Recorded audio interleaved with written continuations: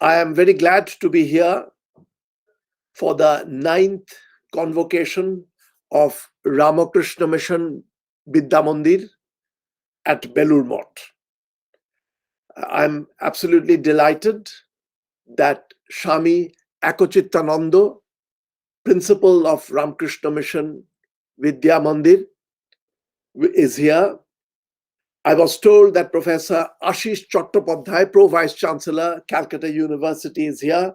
I would like to address them, address the professors, graduating students, parents, and relatives of graduating students who may be here on this important occasion, and also the staff of Vidya Mandir.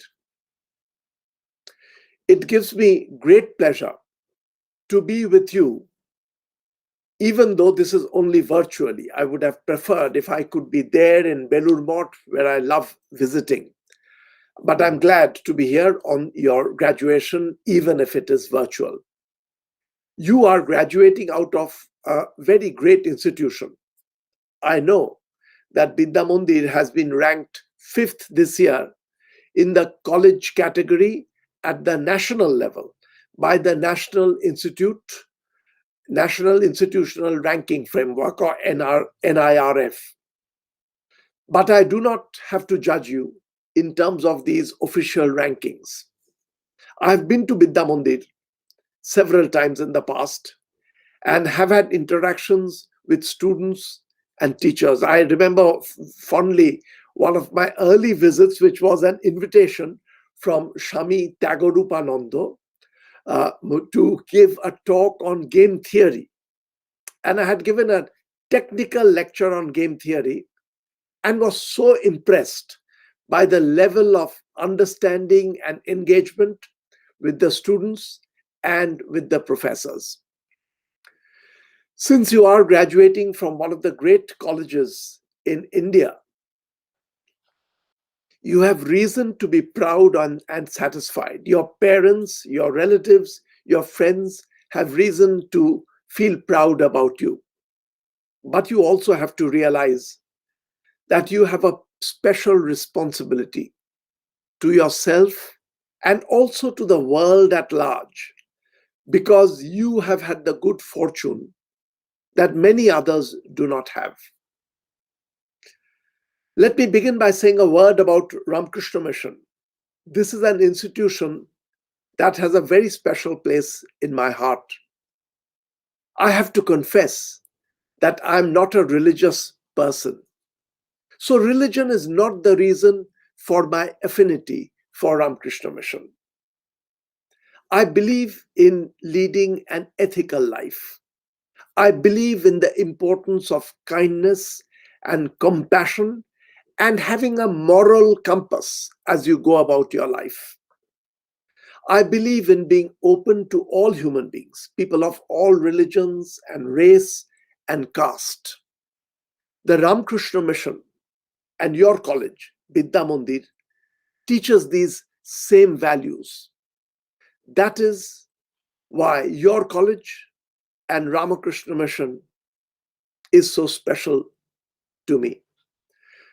Friends, students, you are graduating at a time when the whole world is in difficulty. I'm an economist, so I pay special attention to the economy. The economy is in trouble, not just in India, but all over the world. The pandemic, the COVID-19 pandemic, has caused difficulties for all countries. And you are graduating in the midst of this, so you have a very, very special responsibility. Let me tell you a little bit about the India story, the India economy story, which I have followed very, very closely over the years. You know, for many years, after my own education, immediately after my own education, I had returned to India and I taught in Delhi for many years. So I observed the development of India's economy very closely. Immediately after independence, it is true that for a very long time, India's economic growth was very, very slow. There are no surprises in this. The world was still grappling with new ideas of how to run an economy. There were difficult challenges that the whole world was facing, and people were trying them out. India was born out of great ideas. I have to say, I personally admire the founding principles of India, that we want this to be an open society. We want this to be a tolerant society where all kinds of people will come and live and share our land. That was the vision of Rabindranath Tagore. That was the vision of Swami Vivekananda. That was the vision of Pandit Jawaharlal Nehru, our first Prime Minister. It was out of these big ideas that India was born. It is true that policy making has surprises, and India's economic policies, very often, there were mistakes being made. No one was doing it deliberately. You try to use the best of science, best of what you know, and at times they turn out to be wrong and they don't work out. I remember myself, India's very deep trouble in the early 1990s.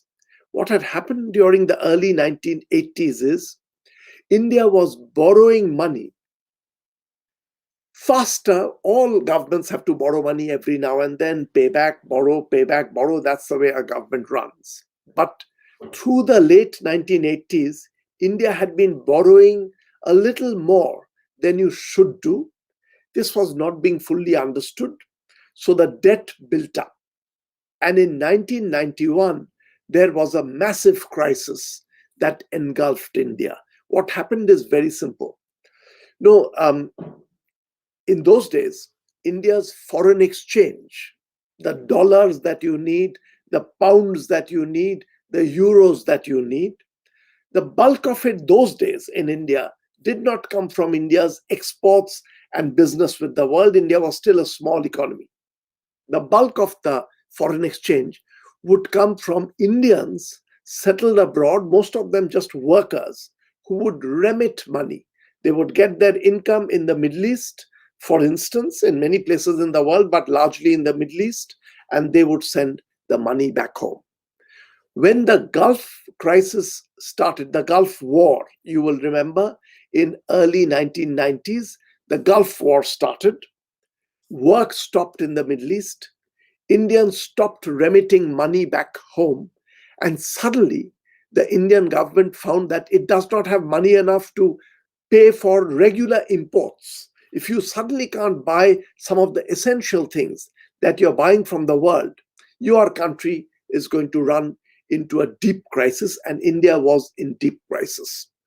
That's when India had to take measures of a kind that happens very rarely, but it was done very intelligently and very well designed. India went to the International Monetary Fund asking for some short-term loan.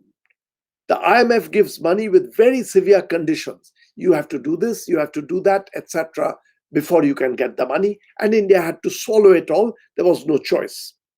But a set of policies were put together from 1991 to 1993. Change and reforms were brought into India in a wonderful way. And by 1993, India could tell the International Monetary Fund that we don't need the money anymore. You stop lending to us because we are becoming self-sufficient. India's growth picked up for the first time steadily from 1994. So 2 years of reforms, dramatic reforms were taking place. This is not the occasion to go into this, but I was those days writing in newspapers about it. And India's economy took off in quite a remarkable way. I will not use the word spectacular. It was growing at 6%, 7% per annum, which was unthinkable for India, which used to usually grow at 2.5%, 3% per annum was its normal, but India now seemed to be on a steady 6% per annum. It's a long story. There were other reforms that were taking place. There was a little bit of a downturn when there was the East Asian crisis in 1997. The whole world slowed down. India slowed down a little bit. But from 2003 or 4, India's growth started picking up once again. And by 2003-4, India was growing at about 8% per annum. By 2005 to 2008, India was growing close to 10% per annum, which is about the highest seen anywhere in the world. So it was a remarkable trajectory India was on. There have been slowdowns, increases. From 2016, India's growth is coming down. It is still, of course, the pandemic is something that hit the whole world. But even before the pandemic, growth was coming down. But still, on balance, India is not doing poorly. I must then tell you a little bit on this occasion about my own engagement with Indian policy making that I had got drawn into. In the year 2009, I was department chair at Cornell University, chairman of the department, same place where I'm sitting right now. Cornell University is where I was department chairman. I had gone to India for a vacation. Every summer, I would go for 2 months and stay in Delhi and Kolkata. Usually, I would break up my vacation into Delhi and Kolkata. I was in Delhi one day before my return to America to come back to my job when I suddenly got a phone call from the Prime Minister, Manmohan Singh's office, asking me if I'm willing to be the chief economic advisor to the Indian government. This was a phone call suddenly, completely unexpected. I have to say, it floored me. I was not expecting this at all. And to the person who had called, I said that, look, this sounds very exciting, but this is too big a decision. I need to talk to the Prime Minister. If he wants me to do this, he'll have to talk to me and explain to me what he wants. And there is one problem. I'm leaving tomorrow back to America to my teaching work. So the caller said that, well, let me call you back in 10-15 minutes. I'm going to talk to the Prime Minister and call you back. She called me back again in 10 minutes and said, we have a request. Tomorrow on your way to the airport, pack up your bags and everything and come to the Prime Minister's residence and have a conversation with him about what he wants. And then you can go off to America. So the following day, I went to see Dr. Manmohan Singh at his residence. And we had a wonderful conversation. He said that he wants to bring in the best expertise, the best ideas onto the table for India's growth and development. And he wanted me to be the chief economic advisor. I said, I'm feeling very tempted. And I virtually said yes. And he said, of course, this kind of an offer will take a few months because there is a certain amount of paperwork and procedure. So with that conversation, I went off to the airport, boarded the flight. I was back in America into my usual job. And then very soon the formal offer came. And 3 months later, I was in India working for the Indian government. I have to make a confession that as a researcher, as a professor, as an economist, I have to say, my interest was not to save the country, save the world. I find scientific work, logical puzzles, absolutely obsessively interesting. When I try to solve one of those, I could let the world vanish. For me, it is like, I suppose for a music composer, when you're composing music, that is your total interest. When I think of a scientific problem, a research problem, a logical puzzle to be solved, that becomes an obsession. And that is the way I was as a researcher, as a teacher, totally obsessed with my work. But really, I was not doing this to serve any larger mission for the world. When I took on the Indian government job, I told myself that now that I've had so many years of pure pleasure of thinking, pleasure of meditating about new ideas, pleasure of teaching, I enjoy teaching. Now that I'm the chief economic advisor, I will think of nothing else but trying to give back to society, to create the best ideas to the table. And I have to say I was very fortunate because it was a remarkable person with whom I worked, Dr. Manmohan Singh, the Prime Minister, a person of complete transparency, kindness. So with him sitting down and thinking of ideas, new policy designs, how to initiate, was for me nearly 3 years that I did this job, that of just great pleasure and engagement.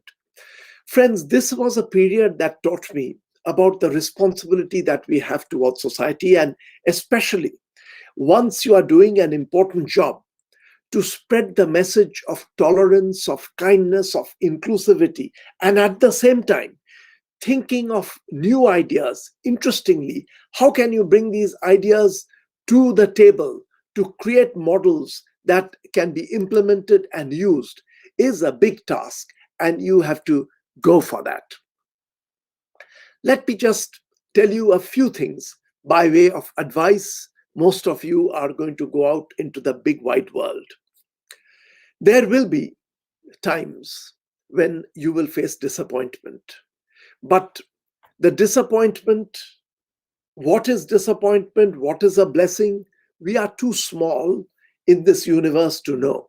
So what at times looks like a disappointment turns out to be a blessing. And again, from my own experience, I can tell you one disappointment, which for me in retrospect was a huge blessing, was when I was doing my PhD in London, working with Professor Amartya Sen. I was called for an interview for a job with the World Bank. It's a permanent job with the World Bank. I would have to move to Washington. Like most parents, my parents were very excited that I might get this job. And I remember they said, you have to come for an interview to Paris. You are in the shortlisted finalists. I flew to Paris from London. Those days, travel was very rare for me. So I was very excited, did the interview, and then I failed the interview. I didn't get the job. I was disappointed. But in retrospect, I think that was one of the biggest blessings that I could have got. I'm not cut out for a lifelong career as a bureaucrat. It was because I did not get that job that I became a professor. I became a researcher, thinking of new ideas, writing those up. And that has been the passion of my life that I have enjoyed. So it was a discovery. For many of you, there will be disappointments, there will be joys. Let me give you one piece of advice that in life, we all have to, of course, think of money, think of wealth. Those things matter. There are people who are dependent on us. But never make that central in your life. There are so many other pleasures, so many other tasks that are enjoyable and that contribute to society and can contribute to you. I have a delightful little story from Swami Vivekananda, which I actually want to read out to you. This is Swami Vivekananda on the vacuousness of wealth. And you know, Vivekananda was wonderful at writing with humor. He could be very funny when he wanted to. So this is, I have to read this out to you. This he wrote on the 2nd of March, 1898, sitting in Belur Mott. He wrote a little story this is addressed to my dear Mary. And I think this letter was to Mary Hale that he was writing. And he gives a little story about the meaning of money and wealth. And this is actually at one level, very deep economic idea and also very funny because it shows in some sense the triviality of conventional wealth. And I'm quoting Vivekananda now. A certain young couple had everything favorable to make them man and wife, except that the bride's father was determined not to give his daughter to anyone who had not a million. So wanted the daughter to be given to someone who was a millionaire. The young people were in despair when a clever matchmaker came to the rescue. He asked the bridegroom whether he was willing to part with his nose on payment of $1 million. But the bridegroom refused. He would not part with his nose just for $1 million. The matchmaker then went to the bride's father and swore before the bride's father that the bridegroom had in store goods worth more than 1 million, meaning his nose. And the match was completed. This delightful story that the nose is worth $1 million is a beautiful illustration, first of all, of barter and equivalence of value, and that there are fundamentals in life which are more important. As you go out into the world, you should know that humility reaching out to people, and a larger task, whether it be a passion to create something or to give back to society. And by society, I again mean that we have to have the larger concern of the universe. This is such an important ideology that was coming out of India, that goes back to the work of Rabindranath Tagore, that at one level, our concern is for the world, for humanity. Whoever is suffering wherever, we have to have concern. Of course, we cannot be foolish and immediately start giving and doing things. You have to plan, you have to design, you have to do a lot. But these are important tasks that we have to carry out. As you go out into the world, yes, you have to think about yourself, your well-being, your family, your relatives. But there is also a certain satisfaction in keeping the larger mission in life, that giving back to the world, giving back to the universe, and trying to create a better India, an India which does not have hatred in itself, which is not divided along religious lines, along caste lines. That is the kind of India that we want to build, an India that can contribute to the world. So go out into the world and try to do your best for building such an India that can contribute to a better universe. Thank you very much. All the best to everybody.